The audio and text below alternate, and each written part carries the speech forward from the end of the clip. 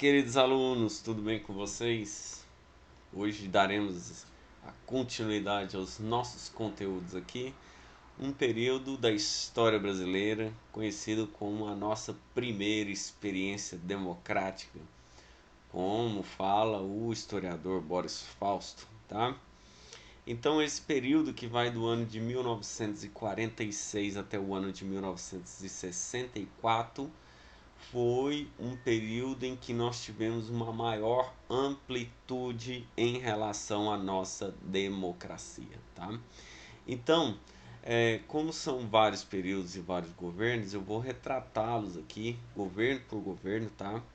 São os respectivos governos de Dutra, segundo o governo Vargas, pós a era, né? A um processo de transição turbulenta, onde nós tivemos três presidentes da República, tá?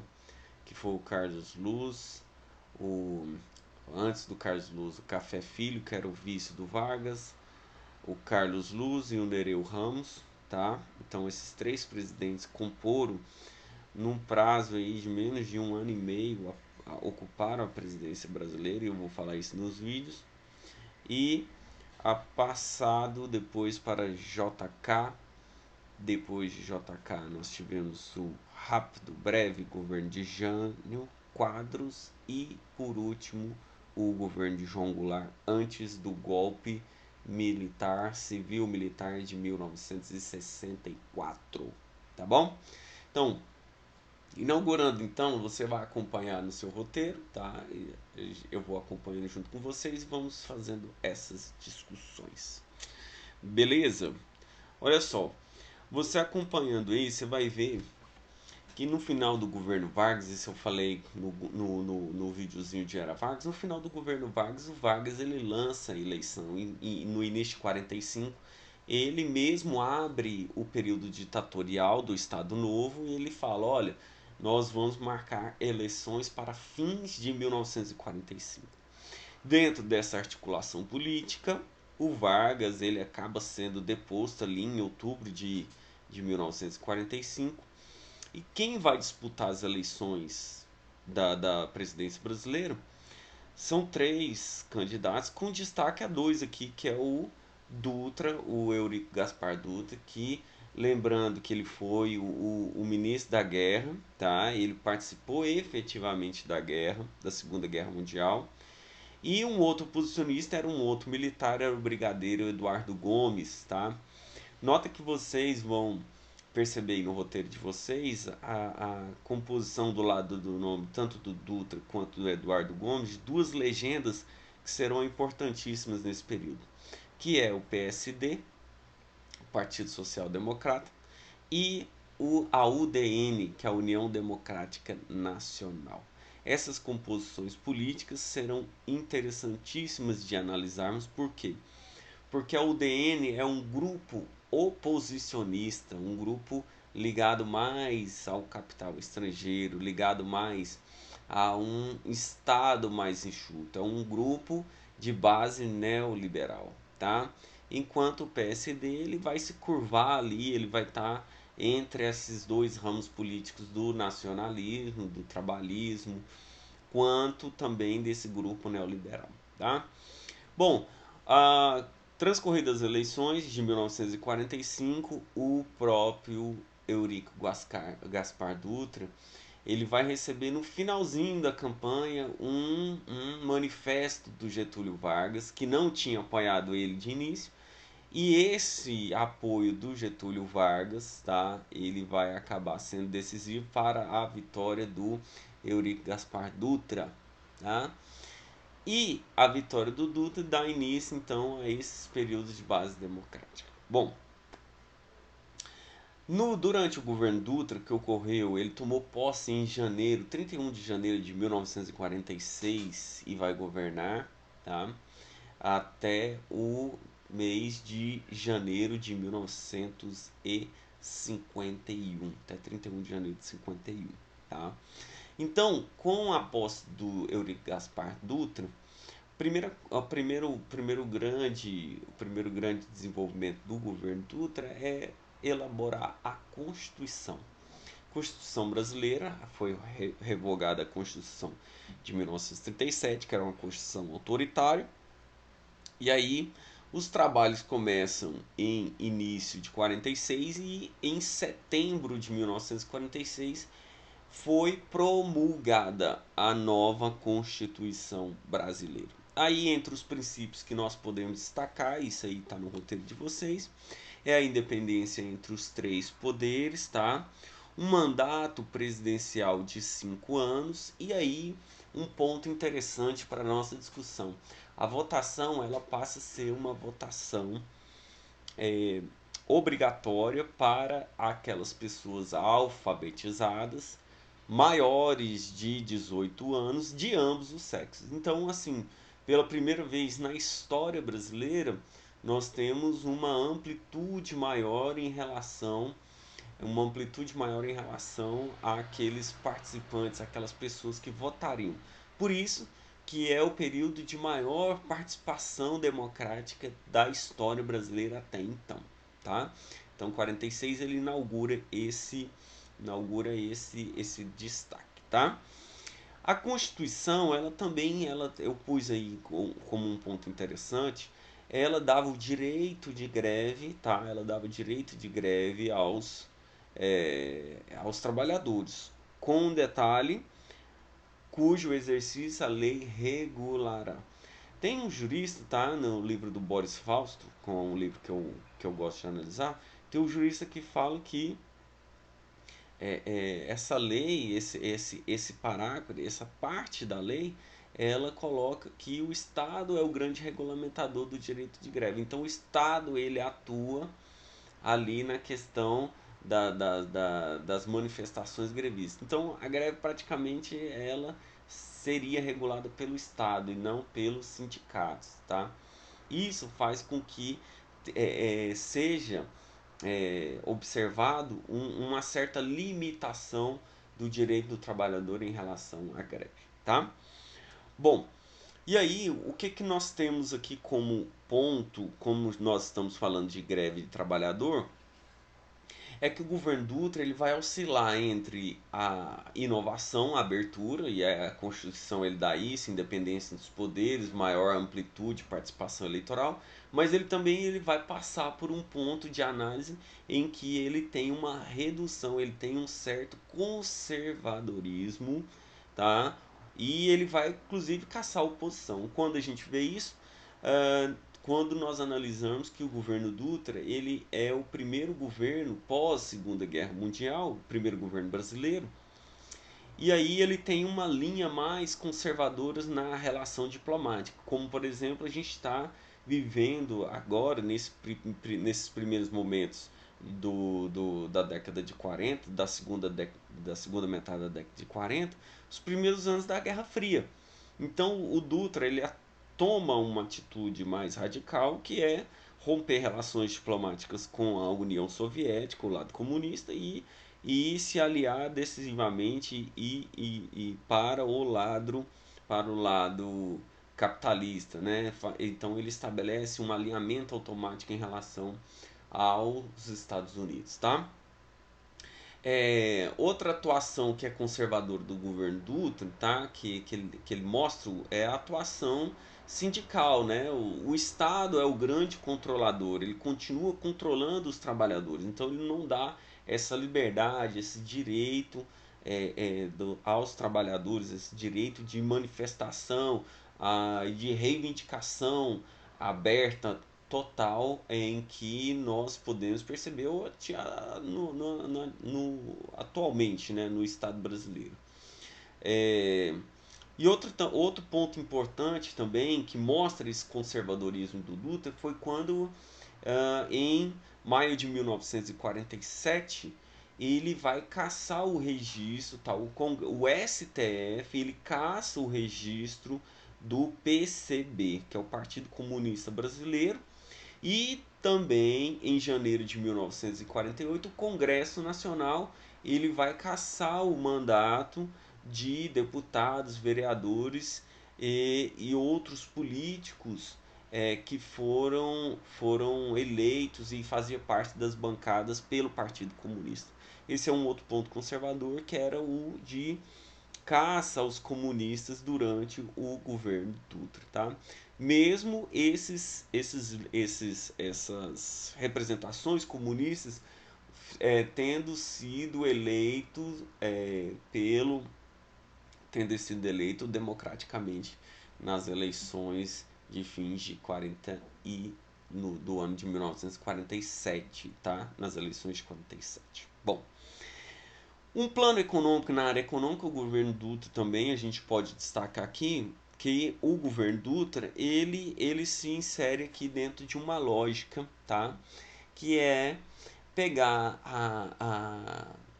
a compra de bens supérfluos, tá? Com as divisas brasileiras, aí eu explico no roteiro de vocês que divisas é uma moeda estrangeira, então assim, as reservas que o Brasil tinha, o governo Dutra ele utilizou para comprar bens de necessidade, tá? Importação de bens supérfluos, tá? Essa jogada do Dutra não foi tão interessante, porque praticamente esgota as reservas e, inclusive, na metade, em junho de 47, ele recua com essa importação de bens supérfluos para vender aqui no Brasil. Não foi uma boa jogada econômica. E aí ele vai adotar as licenças para importação. Somente produtos de extrema necessidade seriam importados a partir desse momento. Então, no campo econômico, ele teve um lado liberal, que era esse lado das importações das divisas brasileiras, e também aí na metade de 47 ele recua com essa abertura econômica. Então, ele vai estabelecer essa dualidade, tá? Bom, como um ponto que seria um ponto interessante para analisar do governo Dutra, mas que não surtiu tanto efeito, ele propõe um projeto de governo nos anos de 1940, em maio de 48, de 1948, ele propõe um plano chamado Plano SALT, tá? O Plano SALT ele tramitou durante 2 anos, ele foi só aprovado pelo Congresso Nacional em maio de 1950, então já no final do governo Dutra, né? No último ano do governo Dutra. O Plano SALT seria de fato um plano interessante para a atuação e investimento em áreas muito deficitárias no Brasil, tá? O SALT, a palavra SALT é as iniciais das 4 áreas de atuação do plano, tá? Saúde, alimentação, transporte e o Ezinho é de energia. Saúde, alimentação, transporte e energia. Então essas 4 áreas seriam áreas a serem desenvolvidas. O plano SALT ele vai passar por uma reelaboração durante o mandato sucessório pós-Dutra, tá? Que foi o do Vargas, tá? Então, essas são as principais realizações do governo Dutra. Na campanha, no ano de 1950, seria então o último ano, foi o último ano do governo Dutra. E aí abriu eleições presidenciais, a corrida presidencial ela foi disputada por 2 personagens interessantes da nossa história, que foi o próprio Getúlio Vargas, o comandante da Revolução de 1930, o golpe de 1930, bem dizendo, né? E um outro militar da cena brasileira que perdeu as eleições para o Dutra e agora volta novamente na tentativa de disputa da eleição de 1950, tá? Que é o brigadeiro Eduardo Gomes. Então, no ano de 1950, o Getúlio Vargas teve uma disputa mais acirrada, entretanto, o Eduardo Gomes não foi páreo para aquela personificação do Getúlio Vargas conquistada lá pelas suas realizações ao campo social, né? E aí o Getúlio Vargas ele ganha as eleições de 1950 e, segundo ele, conforme ele mesmo disse, voltou nos braços do povo, né? Então o Vargas ele retorna aí à cena política brasileira. Com um detalhe, nesse período de 1951, foi quando ele assumiu, em janeiro de 1951, e ele ficaria, tá, até janeiro de 1956. Ficaria porque aconteceu e você já sabe o que aconteceu e eu vou explorar isso um pouco mais à frente, tá? Bom, nesse quadro nós vamos destacar aqui durante o governo Vargas, e isso é interessante para a gente analisar todos os outros governos durante o Getúlio Vargas. Eu queria que você destacasse isso aí no roteiro de vocês, que é um choque de políticas que vai existir no Brasil desse período Vargas até o golpe de 64, tá? Então, um choque de políticos entre nacionalista, uma ala nacionalista aqui no Brasil, e uma ala entreguista, que era uma ala liberalista, tá? Isso é muito importante para vocês analisarem. Olha só, o Vargas governou de 30 até 1945 usando plenos poderes. Muitas vezes, principalmente no Estado Novo, ele utilizava a força, utilizava órgãos de contenção, a imprensa, a censura. Só que agora eu estou vivendo num período democrático, então o Vargas não pode utilizar isso. Então ele tem grandes dificuldades de governar nesse segundo momento, que nós vivemos um período democrático e não um Estado ditatorial conforme ele governou de 37 a 45. Isso é um ponto interessante para vocês analisarem. O plano de governo, a ala do Getúlio Vargas é uma ala nacionalista. Ele quer, quando eu falo ala nacionalista, não confunda a ala nacionalista com a negação dos recursos de capital estrangeiro, muito pelo contrário. Mas é assim, é prevalecer o investimento nacional, o desenvolvimento nacional, tá? A participação do capital estrangeiro ela é importante, só que não é prioridade aqui dentro do governo da ala nacionalista.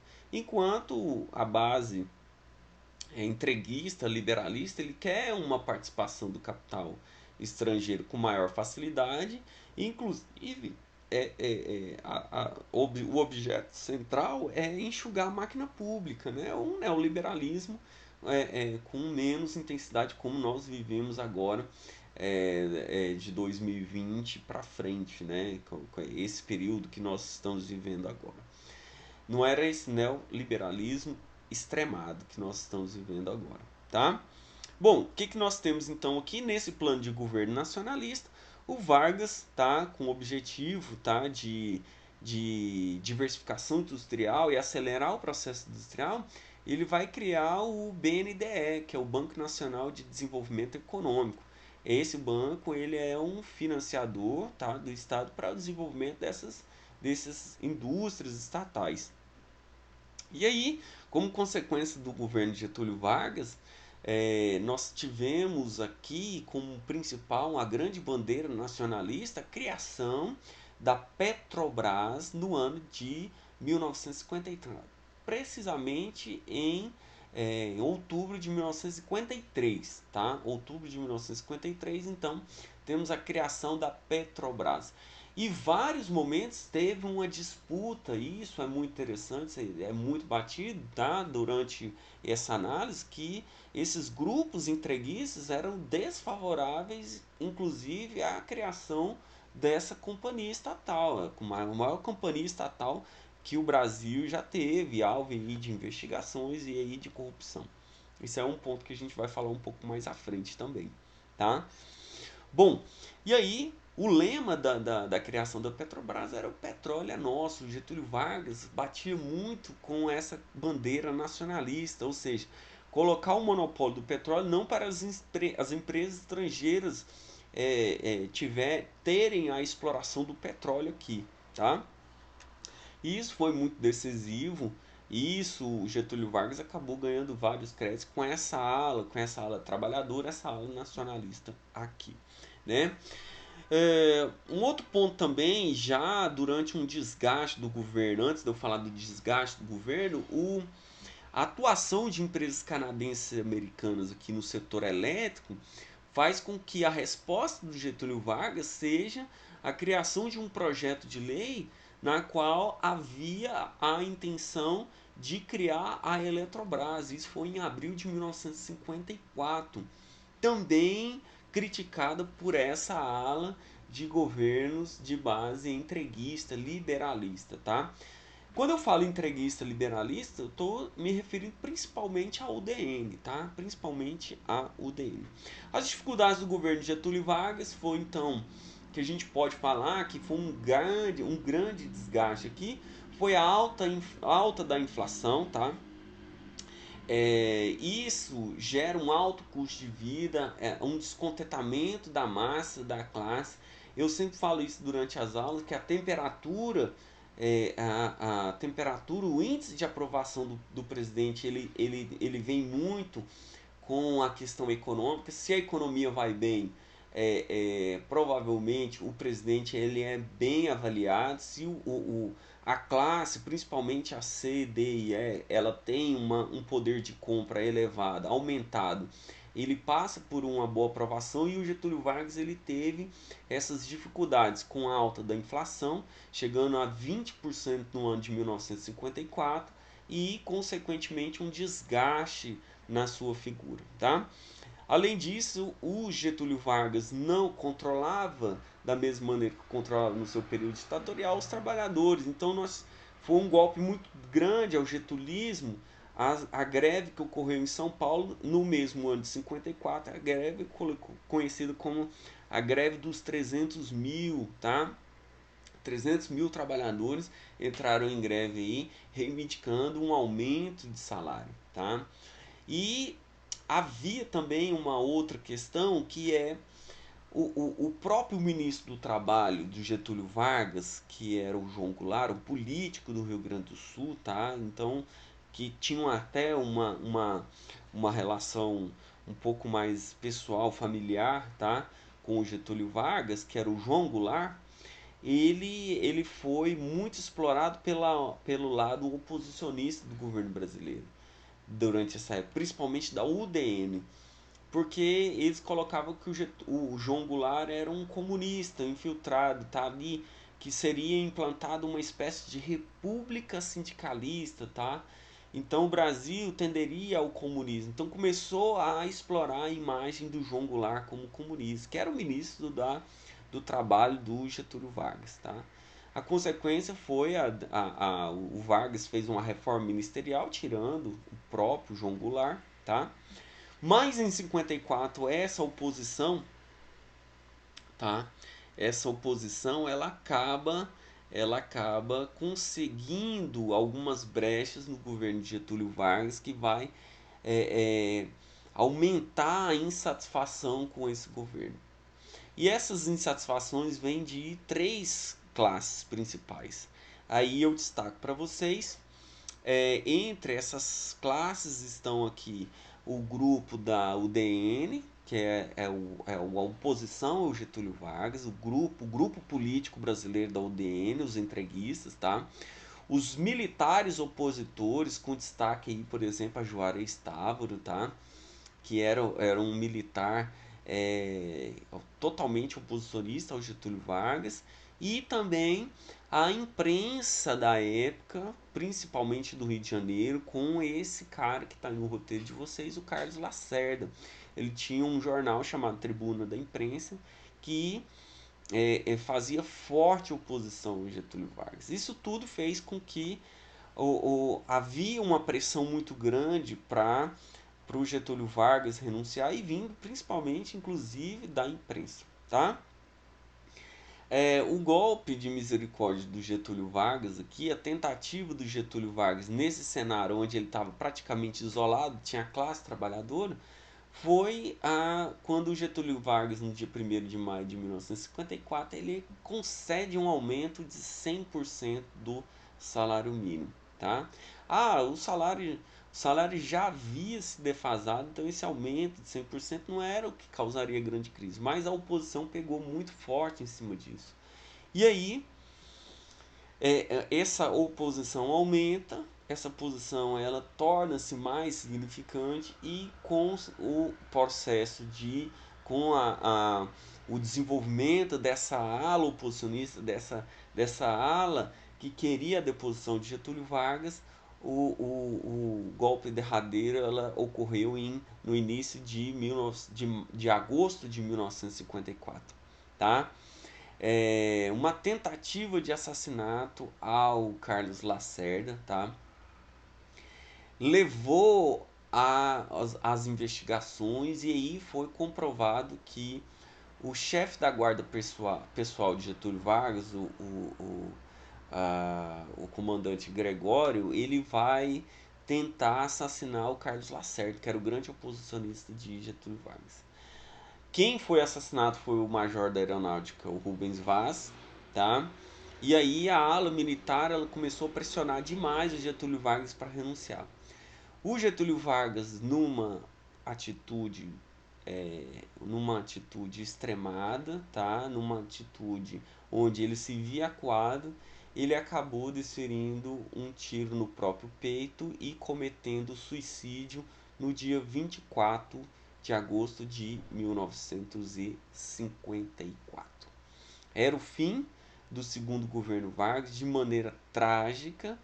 E esse tiro no peito de Getúlio Vargas, ele atrasou um golpe que seria um golpe de 54, que os militares fizeram até um manifesto um dia antes do suicídio do Vargas, e os militares tentaram pressionar o Getúlio Vargas cada vez mais. O relato principal, o relato desse episódio, o desfecho desse episódio está na carta testamento deixada por Getúlio Vargas, na qual ele destaca no finalzinho da carta, onde ele fala: serenamente dou o primeiro passo no caminho da eternidade e saio da vida para entrar para a história, tá? O que aconteceu foi uma série de manifestações, a população saiu às ruas, começou a um maior quebra-quebra nas ruas, os principais centros urbanos, tá? Rio de Janeiro começou a atacar o grupo, o Globo, a imprensa, a embaixada americana. Isso foi sintático, então houve uma comoção popular a esse suicídio do Getúlio Vargas. E aí quem assumiu foi o Café Filho, que era o vice-presidente do governo Getúlio Vargas. O Café Filho, apesar de estar no governo Vargas, ele veio se aliar ao DN, tá? Então o principal compromisso do Café Filho era fazer a transição política das eleições de 55, que foram vencidas, eleições essas que foram vencidas pelo o político mineiro chamado Juscelino Kubitschek, tá? E aí, em novembro de 55, o Café Filho ele teve um problema cardíaco, tá? Um problema cardíaco que o fez sair e se afastar da presidência. Como ele era o vice, quem assumiu foi o presidente do Congresso Nacional, o presidente da Câmara dos Deputados, de acordo com a Constituição, que foi o Carlos Luz, um membro da UDN, tá? Oposicionista, que tinha a ideia de fazer o quê? De entregar esse governo não para o JK, mas sim para um governo militar.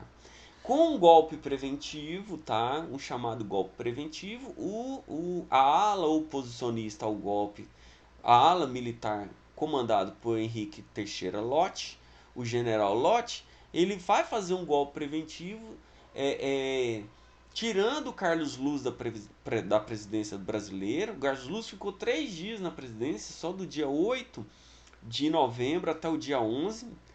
E aí ele dá um golpe preventivo para que ocorresse realmente a posse de do Juscelino Kubitschek, tá? E quem entra na presidência brasileira é um político, o presidente do Senado, chamado de Nereu Ramos. Esse vai ficar até o final e em 31 de janeiro de 1956 ele entrega a faixa presidencial para o Juscelino Kubitschek, então presidente que foi escolhido democraticamente nas eleições de 1955. É a partir desse momento que nós vamos falar então sobre o governo Juscelino Kubitschek, mas isso nas próximas aulas, tá bom? Pessoal, um grande beijo, um grande abraço para vocês e confira os nossos próximos momentos. Valeu!